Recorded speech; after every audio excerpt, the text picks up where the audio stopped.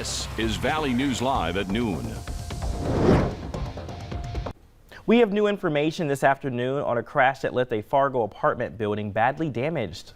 The driver involved in the crash on 12th Avenue North last night has been cited with driving under suspension and DUI. Fargo police say the driver lost control of the car and rolled into the building, causing some second and third floor balconies to collapse. The driver and their passenger were taken to the hospital, but are expected to be okay. Police have forwarded a report to the state's attorney's office for charges of DUI, serious injury, and criminal vehicular injury. Well, it may look like fall outside, but we're tracking some summer-like temperatures for you this afternoon. Let's check in with Summer Snowbach to see what we can expect. Hey, Summer.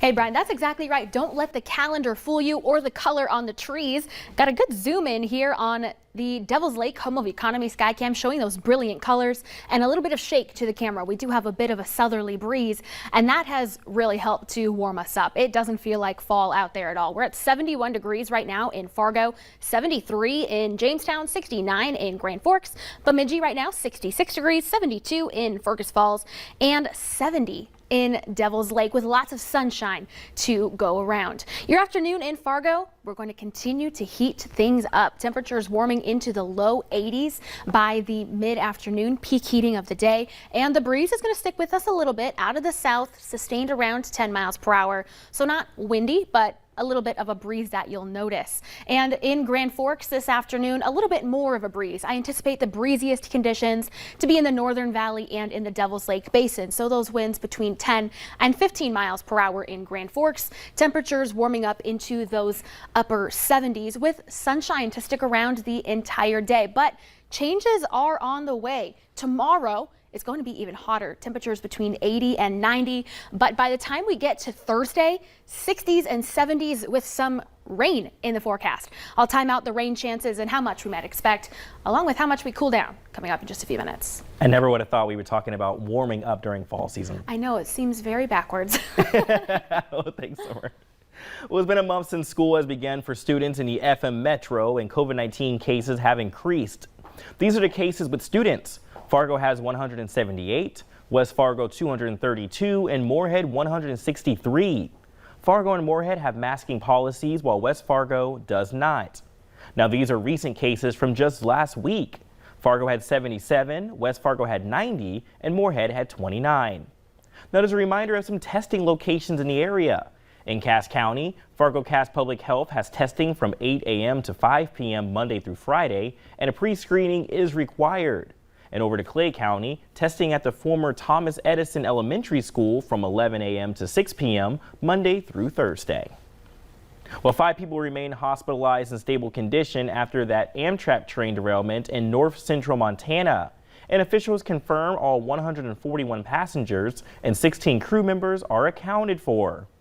3 people died when 8 of the train's 10 cars left the track Saturday afternoon. It was the Empire Building route, which runs through Fargo, Grand Forks, northern North Dakota, and Minnesota. Derailed cars cannot be cleared off the line until investigators from the National Transportation Safety Board finish their investigation. And it's not immediately clear what caused the derailment, but Amtrak officials say no other trains or equipment were involved. The section of track where the derailment occurred was last inspected on December 23rd. Amtrak services will not operate west of St. Paul until at least Tuesday. Well, if you're having pizza for lunch, check that packaging. Nestle is recalling over 27,000 pounds of frozen pizza. DIGIORNO crust pepperoni pizza may contain soy, a non-allergent, but the company failed to list it on the product label. The product is DIGIORNO pepperoni crispy pan crust pizza with the lot code and Best By date on your screen. The recalled products are labeled EST 1682A, and that's inside the USDA mark of inspection. The company hasn't received any reports of adverse reactions with the product yet. Well, Costco set new limits on purchases of certain household items, including toilet paper, as supply chain issues hunt the company. Unspecified limit will affect bottled water, cleaning supplies, as well as toilet paper. The retailer hopes to avoid the situation from last year when store shelves were bare across the United States. The company is trying to keep store shelves stocked and avoid panic buying. Costco explained that many issues contributed to the problem, from port delays and container shortages to labor cost increase and truck shortages. Well, the average price of gas has inched up by a penny over the past 2 weeks. The national average is now $3.25 a gallon.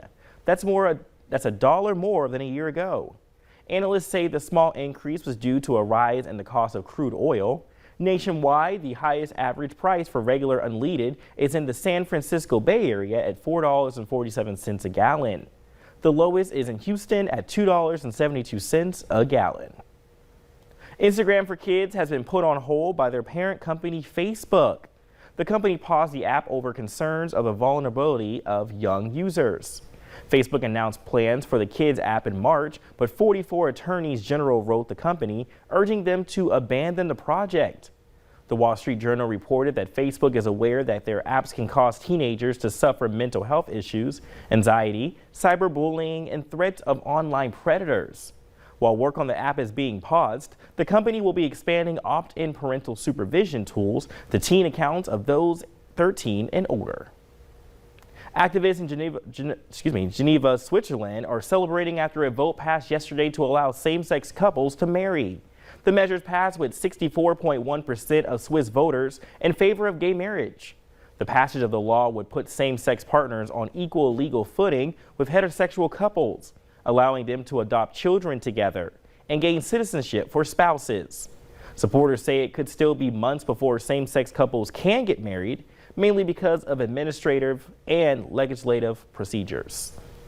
A heads up for people traveling through downtown Fargo. A busy part of Broadway is shutting down for a week starting today. The closure involves the rail crossing between 4th and 6th Streets North, which will be closed to vehicle, pedestrian, and bicycle traffic. Repairs on the rails are planned through next Monday, October 4th. Well, coming up at noon, we'll take a look at a new pandemic cautious travel trend. But first, we could see some rain later this week.